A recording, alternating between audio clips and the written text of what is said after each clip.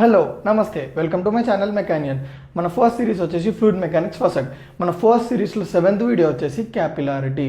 So ఈ వీడియోలో మనము క్యాపిలారిటీ కాన్సెప్ట్ గురించి నీట్గా స్టెప్ బై స్టెప్ తెలుసుకుందాం, ఓకేనా? సో మన ఫస్ట్ కాన్సెప్ట్ వచ్చేసింది కోహెషన్ అండ్ అడిషన్. ఈ కోహెషన్ అండ్ అడిషన్ అనే కాన్సెప్ట్ మనము లాస్ట్ 3 వీడియోస్లో కూడా డిస్కస్ చేసినాము.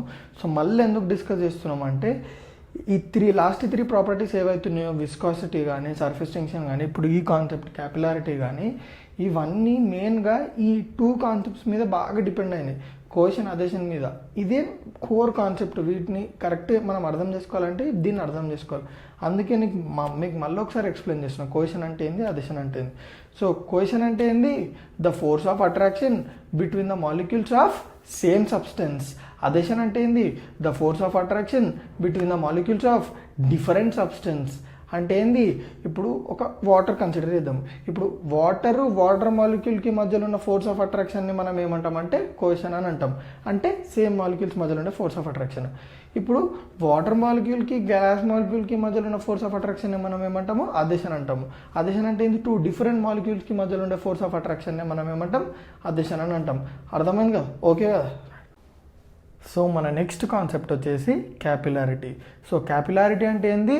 It is a phenomena of rise or fall in the liquid surface related to the general adjacent level of liquid is known as capillarity. మళ్ళీ ఒకసారి, it is a phenomena of rise or fall in the liquid surface related to the general adjacent level of liquid is known as capillarity. So క్యాపిలారిటీని అర్థం చేసుకోవడానికి సింపుల్గా నా right సైడ్లో మీకు ఒక 2 ఇమేజెస్ కనిపిస్తున్నాయా? సో ఆ 2 ఇమేజెస్లో మనం ఫస్ట్ ఇమేజ్ కన్సిడర్ చేద్దాం. సో ఫస్ట్ ఇమేజ్లో ఒక టంబ్లర్ ఉంది, టంబ్లర్ లోపల వాటర్ ఉంది. ఆ టంబ్లర్లో ఒక చిన్న సిలిండ్రికల్ ట్యూబ్ని ఇన్సర్ట్ చేసినా లేదా? చేసాను. సో టంబ్లర్లో ఉన్న వాటర్ లెవెల్, సిలిండ్రికల్ ట్యూబ్లో ఉన్న వాటర్ లెవెల్ డిఫరెంట్ ఉందా లేదా? ఉంది. సో సిలిండ్రికల్ ట్యూబ్లో ఉన్న వాటర్ లెవెల్ టంబ్లర్లో ఉన్న వాటర్ లెవెల్ కంటే ఎక్కువ ఉంది, అవునా కాదా? So there is increase in the level of liquid. So అది ఫస్ట్. నెక్స్ట్ వచ్చేసింది, నెక్స్ట్ టంబ్లర్లో ఏముంది? మనకి మెర్క్యూరీ ఉంది. ఎట్ ద సేమ్ టైం ఒక చిన్న సిలిండ్రికల్ ట్యూబ్ కూడా ఉంది. సో ఇప్పుడు మీరు కరెక్ట్ అబ్జర్వ్ చేస్తే టంబ్లర్ మెర్క్యూరీ లెవెల్లో, సిలిండ్రికల్ ట్యూబ్ మెర్క్యూరీ లెవెల్లో డిఫరెన్స్ ఉందా లేదా? సో సిలిండ్రికల్ ట్యూబ్లో ఉన్న మెర్క్యూరీ లెవెల్ తక్కువ ఉంది, అవునా కదా? అంటే ఏంది? Fall in liquid level. ఇప్పుడు దీన్ని కలుపుదాం. Rise in liquid level or fall in liquid level is known as capillarity. అంటే ఏంది? నార్మల్ లెవెల్ కంటే ఎక్కువ ఉండడము లేదా నార్మల్ లెవెల్ కంటే తక్కువ ఉండడం, దాన్నే మనం ఏమంటాము? క్యాపిలారిటీ అని అంటాం. మళ్ళీ ఒకసారి, ఇది నార్మల్ లెవెల్, దీనికంటే ఎక్కువ ఉండడాన్ని, లేదా ఇది నార్మల్ లెవెల్, దీనికంటే తక్కువ ఉండడాన్ని మనం ఏమంటాం? క్యాపిలారిటీ అంటాం. ఓకేనా? అర్థమైందా? మన నెక్స్ట్ కాన్సెప్ట్ వచ్చేసి మినస్కస్. సో మినస్కస్ డెఫినేషన్ ఏంది? It is defined as the curved surface of the liquid which is in contact with the walls of the container. So మళ్ళొకసారి చెప్తున్నా, it is defined as the curved surface of the liquid which is in contact with the walls of the container. So ఇది అర్థం చేసుకోవడానికి ఒక చిన్న image consider చేస్తున్నా. Right సైడ్లో మీకు ఇమేజ్ కనిపిస్తుందా? ఆ ఇమేజ్లో ఒక బ్లాక్ డాటెడ్ లైన్ ఉందా?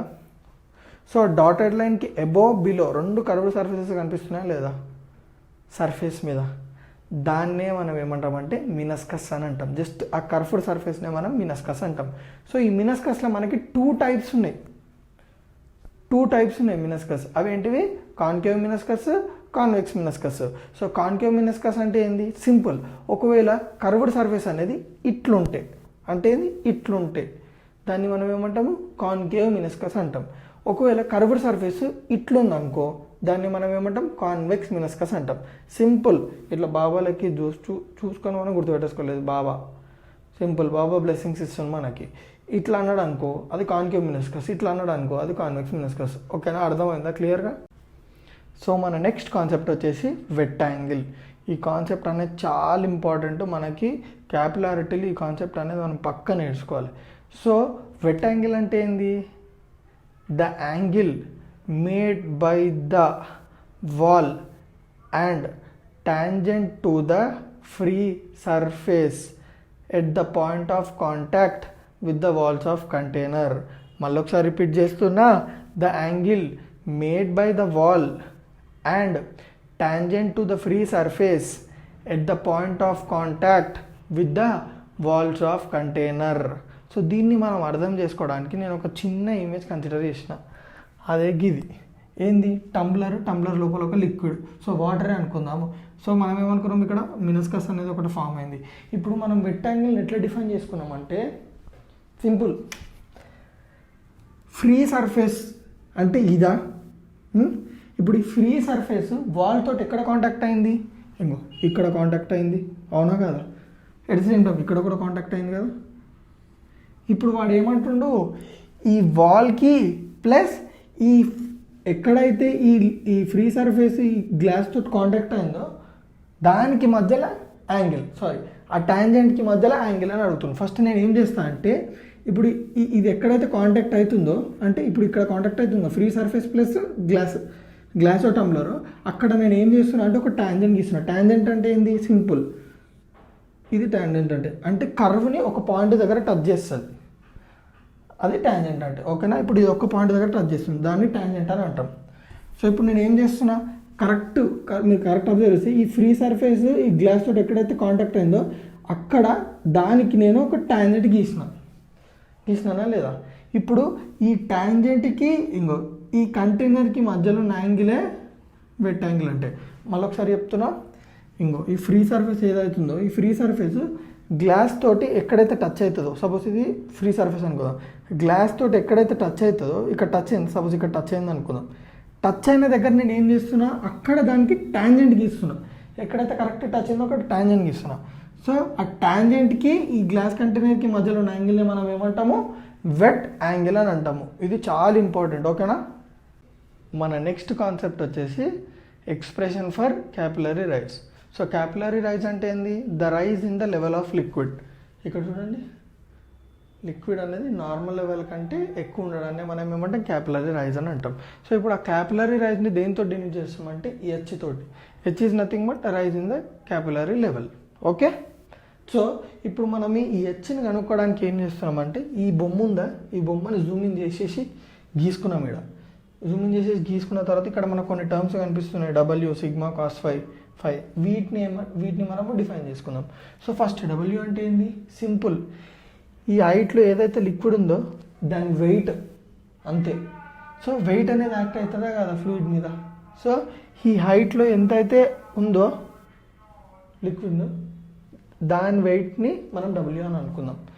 So at the same time ఇప్పుడు ఈ సర్ఫేస్ మీద సర్ఫేస్ టెన్షన్ యాక్ట్ అవుతుందా కదా, ఈ సర్ఫేస్ ఆఫ్ ది లిక్విడ్ మీద సర్ఫేస్ టెన్షన్ యాక్ట్ అవుతుందా లేదా, దాన్నే మనం సిగ్మా అనుకుందాం. సో సిగ్మా కాస్ ఫై అంటే ఏంది, horizontal component of surface tension అంటే ఏంది, హారిజాంటల్ కాంపోనెంట్ని మనం ఏమంటాము, సిగ్మా అని అంటాం, సిగ్మా కాస్ ఫై అని అంటాం, ఓకేనా. సో ఫై అంటే మనకు ఆల్రెడీ తెలుసు ఏంది, ఫై అంటే ఏంది, వెట్ యాంగిల్. సో మనం ఇవన్నీ ముందుకు ప్రొసీడ్ అయ్యే ముందు నేను ఒక చిన్న కాన్సెప్ట్ చెప్తా, మీకు డౌట్ రావచ్చు, సిగ్మా కాస్ ఫై అన్న ఏందన్నా, సిగ్మా కాస్ ఫై మీదికి యాక్ట్ అవుతుంది, సర్ఫేస్ టెన్షన్ అనేది ఎప్పుడు కిందికి యాక్ట్ అవుతుంది అన్నావు కదా అంటే, అక్కడనే మనం తప్పు ఆలోచిస్తున్నాం. ఏంటంటే సర్ఫేస్ టెన్షన్ డైరెక్షన్ అనేది డిపెండ్ అవుతుంది. సో సిచ్యుయేషన్కి మారుతుంటుంది సర్ఫేస్ టెన్షన్ డైరెక్షన్. సో ఇక్కడ మీకు మీదికి ఎందుకు యాక్ట్ అవుతుంది అనే దానికి నేను ఒక చిన్న కాన్సెప్ట్ చెప్తే అర్థమైపోతుంది. ఇక్కడ సర్ఫేస్ ఎట్లుంది, కర్వ్డ్ ఉందా లేదా, ఎట్లా కర్వ్డ్ ఉన్నది సర్ఫేస్, కాన్కేవ్ కర్వ్డ్ ఉంది, అవునా కదా, కాన్కేవ్ కర్వ్డ్ ఉంది, ఇట్లుంది. సో సర్ఫేస్ అనేది పెద్దగా ఉందా లేదా, దేంతో కంపేర్ చేసుకుంటే, ఫ్లాట్ సర్ఫేస్ తోటి కంపేర్ చేసుకుంటే, ఇప్పుడు ఈ సర్ఫేస్ ఏరియా దీనికి సర్ఫేస్ ఏరియా ఎక్కువ ఉన్నట్ట, దీనికి సర్ఫేస్ ఏరియా ఎక్కువ ఉన్నట్ట, ఆఫ్ కోర్స్ సెకండ్ దానికి సర్ఫేస్ ఏరియా ఎక్కువ ఉన్నట్టు, అవునా కదా. సో సర్ఫేస్ టెన్షన్ అనేది ఎప్పుడు ఎందుకు యాక్ట్ అవుతుంది, సర్ఫేస్ని మినిమం ఏరియాలో ఉంచడానికి ఎప్పుడు ట్రై చేస్తుంటుంది. సో సర్ఫేస్ ఏరియా ఎక్కువ ఉన్నప్పుడు ఏం చేస్తుంది, సర్ఫేస్ టెన్షన్ యాక్ట్ అవుతుంది. అరే సర్ఫేస్ టెన్షన్ ఏమనుకుంటుంది, అరే ఏరియా ఎక్కువ ఉంది, మనము సర్ఫేస్ ఏరియాని తక్కువ చేయాలి అని చెప్పి ఏం చేస్తుంది, ఎట్లా ఏ డైరెక్షన్లో యాక్ట్ చేస్తుంది. సపోజ్ ఇది ఇట్లుంది బ్రో, ఇప్పుడు ఇది స్ట్రైట్ చేయాలంటే ఏం చేస్తాం, ఇట్లా గుంజుతామా, అప్పుడు ఇది స్ట్రైట్ అయిపోతుంది, అవునా కదా. ఇట్లుంది ఇప్పుడు నేను గుంజుతున్నా, స్ట్రేట్ అయింది అంటే ఏంది, సర్ఫేస్ టెన్షన్ ఎట్లా యాక్ట్ అవుతుంది, మీదికి యాక్ట్ అవుతుంది. అంటే ఈ కర్వ్డ్ సర్ఫేస్ని ఫ్లాట్గా చేయడానికి ట్రై చేస్తుంది. ఆ ట్రై చేసే క్రమంలో సర్ఫేస్ టెన్షన్ అనేది ఒక ఫోర్స్ డెవలప్ చేస్తుంది. ఎట్లా, మీదికి గుంజుతుంది సీదాగానికి. సో అందుకే మనము సర్ఫేస్ టెన్షన్ మీదికి యాక్ట్ అవుతుందని అనుకున్నాం. ఓకే, ఇప్పుడు సర్ఫేస్ టెన్షన్ ఫోర్స్ అనేది ఒకటి మీదికి యాక్ట్ అవుతుంది, డబ్ల్యూ అనేది ఒకటి కిందికి యాక్ట్ అవుతుంది. ఇప్పుడు నేను ఏం చేస్తున్నా అంటే ఈక్విలిబ్రియం కండిషన్ని కన్సిడర్ చేస్తున్నా. ఈక్విలిబ్రియం కండిషన్ అంటే ఏంది, బాడీ అనేది రెస్ట్లో ఉంది, అంటే బాడీ అనేది మోషన్లో లేదు. బాడీ మీద ఫోర్సెస్ అనేవి యాక్ట్ అవుతున్నాయి కానీ అవి బ్యాలెన్స్డ్ ఫోర్సెస్ యాక్ట్ అవుతున్నాయి. సో ఇక్కడ ఏ ఫోర్సెస్ యాక్ట్ అవుతున్నాయి బాడీ మీద అంటే, బాడీ అంటే వచ్చేసి ఇక్కడ ఫ్లూయిడ్, ఇక్కడ ఫ్లూయిడ్ మీద ఏ ఫోర్సెస్ యాక్ట్ అవుతున్నాయి, ఫస్ట్ ఫోర్స్ వచ్చేసి ఏంది, డబ్ల్యూ అంటే ఏంది, weight of the fluid. Next force వచ్చేసి ఏంది, సర్ఫేస్ టెన్షన్ వల్ల ప్రొడ్యూస్ అయ్యే ఫోర్స్ ఒకటి. సో ఇప్పుడు ఇది ఈక్విలిబ్రియం కండిషన్ ఉంది అనుకున్నాం కాబట్టి మీద ఫోర్సు కింద ఫోర్సు రెండింటిని మనము ఈక్వేట్ చేస్తాము. సో మనకు వచ్చిన ఈక్వేషన్ ఏంది, W equals to surface tension force. వీడి వరకు క్లియర్గా అర్థమైంది కదా మీకు, వీడి వరకు క్లియర్గా అర్థమైంది. ఇది అర్థమైంది అనుకో, నెక్స్ట్ మనకు సింపుల్, ఈ రెండింటిని ఈక్వేట్ చేసుకుంటే మనకు ఈక్వేషన్ వస్తుంది, అంతే అయిపోయింది. సో ఇక్కడ వరకు మీకు క్లియర్గా అర్థమైపోయింది కదా. ఓకే, సో మనకి W equals to surface tension అక్కడ వరకు మనము చేసుకున్నాం. తర్వాత ఏం చేస్తున్నాం అంటే ఇప్పుడు డబ్ల్యూని ఎలాబరేట్ చేసి సర్ఫేస్ టెన్షన్ ఎలాబరేట్ చేసి లాస్ట్కి హెచ్ అనుకుంటాం. సో ఎట్లా అంటే డబ్ల్యూ అంటే ఏంది, ఎంజీయా కదా, M G. So M G equals to surface tension formula అయింది, సర్ఫేస్ టెన్షన్ ఫోర్స్ ఫార్ములా అయింది, F equals to T into ఎల్లా కదా. సో మనం ఇక్కడ ఎల్ అంటే ఏంది, నార్మల్ ఫార్ములా, ఎల్లో వచ్చేసి నార్మల్ ఫార్ములా. కానీ నార్మల్ మనకి ఏమంటారు, మనకి సర్ఫేస్ ఏరియా చేంజ్ అవుతున్న కొద్దీ ఎల్ కూడా చేంజ్ అవుతుంటుంది. సో ఇక్కడ సర్ఫేస్ ఏరియా ఏంది, సర్ఫేస్ ఏరియా వచ్చేసి ఇప్పుడు ఇది మనకు సర్ఫేస్ ఏరియా. ఇక్కడ మీరు కరెక్ట్ గమనిస్తే 2Dలో కాబట్టి ఇట్లుంది, అదే 3Dలో అనుకో మనకు సిలిండ్రికల్ ట్యూబ్ సర్ఫేస్ ఏరియా ఇట్లుంటుంది. సో అదే సర్ఫేస్ ఏరియా నేను ఇక్కడ వేసిన మీకు. సో 2Dలో ఇట్లా కనిపిస్తుంది, 3Dలో ఇట్లా కనిపిస్తుంది మనకు సర్ఫేస్ ఏరియా. సో మనం ఇప్పుడు సర్ఫేస్ ఏరియాని కన్సిడర్ చేయాలి. అందుకే నేను ఏం చేసిన, F equals to T into circumference, దీని సర్కంఫరెన్సే దాని సర్ఫేస్ ఏరియా. దేర్ఫోర్ ఇప్పుడు మనకేమైంది, sigma into cos theta into circumference. మళ్ళీ కాస్టీటా ఎందుకు వచ్చిందంటే only horizontal component of surface tension is acting on this fluid. So మనకు only horizontal component of fluid act అవుతుంది కాబట్టి sigma into cos theta into circumference. అంటే T ప్లేస్లో జస్ట్ సిగ్మా కాస్టీటా వచ్చింది, L ప్లేస్లో సర్కంఫరెన్స్ పెట్టిన. ఓకేనా. సో ఎమ్ నేను ఏమనుకుంటున్నా, రో equals to M by via, therefore rho into V equals to ఎమ్, అవునా కదా. సో నేను ఏం చేస్తున్నా, ఎం ప్లేస్లో రో ఇంటూ వి ఇంటూ ఈ. సో రో ఇంటూ వీని ఏమనుకుంటున్నా, ఇక్కడ కూడా ఒక సింపుల్, మీరు ఇది ఎప్పటికే గుర్తుపెట్టుకోవాలి, ఇదే మీకు వస్తుంది అన్ని ప్రూఫ్లలో, ఇది చాలా ఇంపార్టెంట్. ఏంటంటే volume equals to length into breadth into హైటా, V equals to length into breadth అంటే ఏంది, ఏరియానా, ఏరియా ఇంటూ హైటా.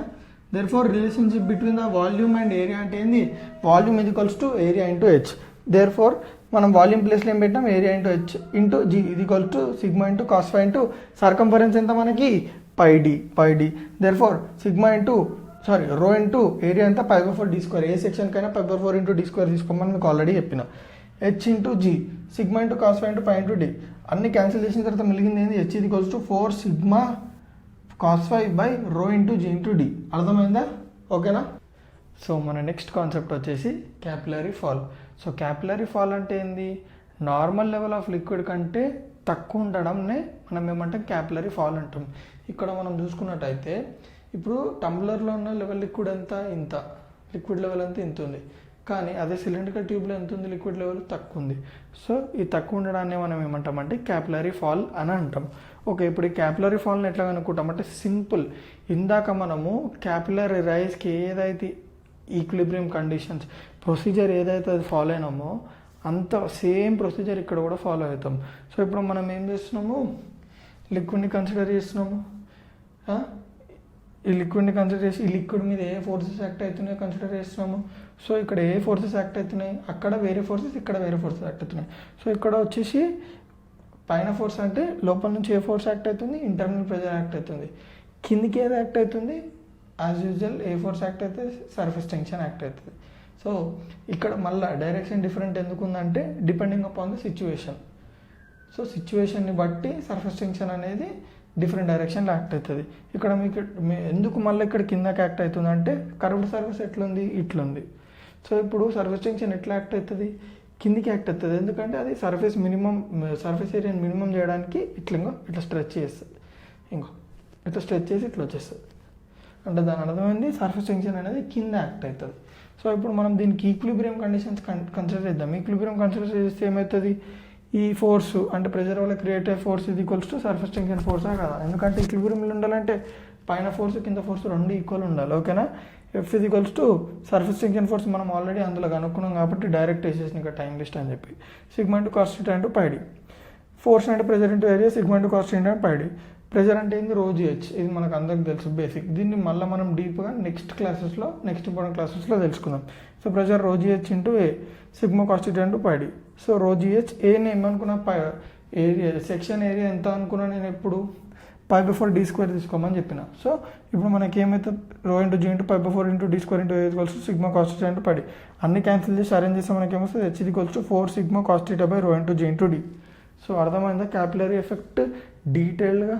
సో ఏమైనా నా వీడియో కొంచెమైనా మీకు యూజ్ అనిపించింది అనుకో, తెలుసు కదా ఏం చేయాలో. Thank you.